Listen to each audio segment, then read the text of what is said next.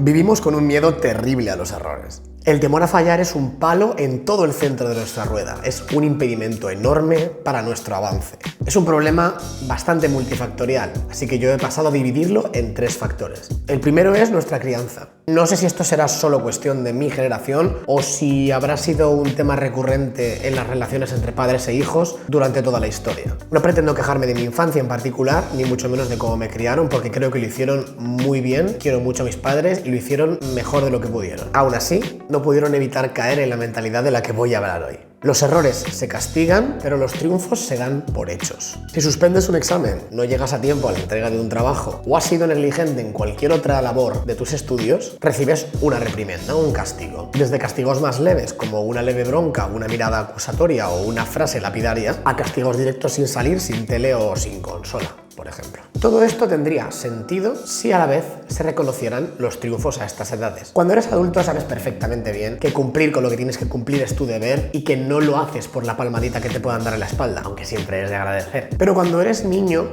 no tienes todavía desarrollada del todo esta capacidad. Pero en la infancia y en la adolescencia muchas veces esto no se entiende bien. Nos tratan como si nuestros cerebros estuviesen ya completamente desarrollados y hasta los 25 o 30 años todavía se siguen desarrollando. Puedo afirmar sin temor a equivocarme de que todos conocemos al menos a una persona con más de una carrera universitaria a sus espaldas y el cerebro sin desarrollar aún. Entonces se da una extraña situación. Cuando en momentos de flaqueza recibes un castigo, pero en momentos de triunfo recibes un es lo que hay que hacer y no hay nada que celebrar, algo no acaba de encajar ahí. Y en realidad entiendo a nuestros padres y respeto su decisión. Lo hacían por explicarnos un poco más cómo funciona el mundo real, ¿no? Nadie va a venir a darte la enhorabuena necesariamente y lo que hagas lo tienes que hacer por ti. El problema es que al recibirlo siendo tan pequeños, esta dinámica se adhiera a nuestro subconsciente y le tenemos muchísimo miedo a fallar porque tememos una especie de castigo. Convertimos la capacidad de fallar, que es algo tan humano y tan necesario, en una creencia limitante. Y el mantener esto como creencia limitante puede ser terriblemente peligroso. Es sencillo entender por qué. El fracaso asienta los cimientos del aprendizaje.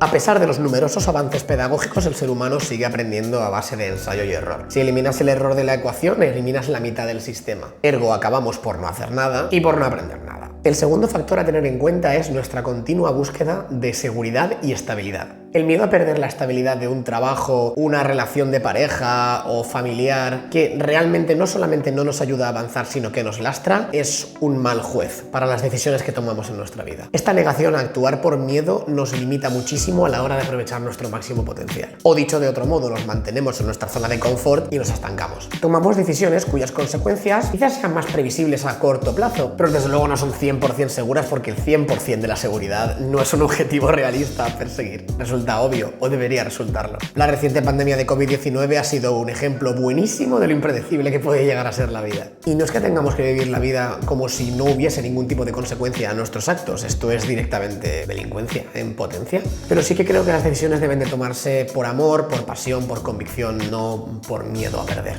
Somos responsables de las consecuencias de todas nuestras decisiones, pero es mucho más sencillo lidiar con aquellas que son por nuestra propia decisión y no por la decisión de otras personas. Y como tercer factor, el estatus social. El qué dirán, uno de los mayores lastres de las generaciones de nuestros padres y nuestros abuelos. El miedo a perder el favor del grupo. Este miedo a nivel evolutivo tiene bastante sentido. Se remonta a los tiempos de las cavernas. En aquella época, el no pertenecer a la tribu suponía una sentencia de muerte en lo práctico. No obstante, y a pesar de que ahora mismo esa no es nuestra realidad, nuestros genes siguen programados para pensar así. Y por eso nos ansía tanto el hecho de perder el favor del grupo. Es importante tener vida social, desde luego, pero depender de ella no te hace ningún bien. No es bueno que le tengas miedo a fallar porque se vayan a reír de ti. Al final ese es su problema, tú lo estás intentando, ¿no? Eso ya hace que estés un paso por delante de la mayoría de gente que te está criticando. Recuerda esto, a un hater nunca, jamás le va mejor que a ti. Si le fuera mejor que a ti no estaría perdiendo su tiempo en criticarte. Es por todo esto que no solamente no debemos tenerle miedo a fracasar, sino que debemos aprender a aceptarlo y a domarlo como parte del proceso de aprendizaje que al final es la vida.